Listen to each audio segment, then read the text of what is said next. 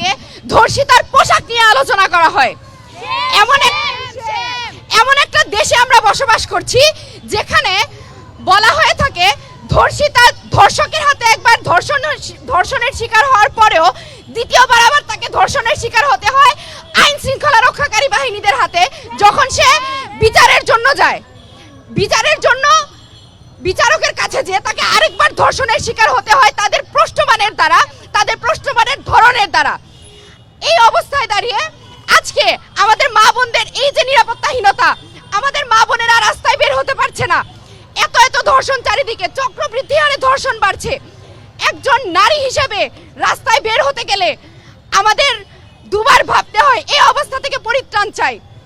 ধর্ষণের যত দ্রুত সম্ভব আমরা বিচার চাই। ধর্ষিত হওয়ার পর একজন নারীকে যাতে তার পোশাক নিয়ে, যাতে তার চালচলন নিয়ে, তার জীবনাচরণ নিয়ে কোনো প্রশ্নের শিকার হতে না হয় এবং বিচার কার্যে বিচার পেতে যে তাকে যাতে কোনো বেগ পোহাতে না হয়, সেই রকম একটি বাংলাদেশের আমরা আশা করি। আমরা এমন একটি বাংলাদেশের আশা করি যেখানে ধর্ষিত হওয়ার পর একজন নারী তার বিচার পাওয়ার জন্য, তাকে বিচার পাওয়ানোর আশায় আমাদের মতো আর 10টা নারীর যাতে রাস্তায় দাঁড়ানোর আগেই সরকার তাদের বিচারের সম্মুখীন করে, তাদের প্রত্যেকের বিচারের আওতায় আনা হয় যেন, আমরা সেটা চাই। আমরা জুলাই গণ অভ্যুত্থানের পরে আরেকবার রাস্তায় নামতে চাই নাই আমাদের মা বোনদের ধর্ষণের বিচার চেয়ে।